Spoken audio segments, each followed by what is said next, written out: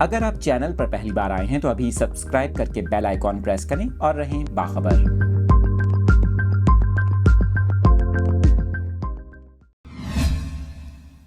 اہم خبر کی تفصیلات آپ کے ساتھ شیئر کر رہے ہیں۔ ملک بھر میں بینکوں کی بندش سے متعلق اسٹیٹ بینک آف پاکستان کی جانب سے اہم اعلامیہ جاری کر دیا گیا۔ اسٹیٹ بینک آف پاکستان کا یہ اہم اعلان سامنے آیا ہے۔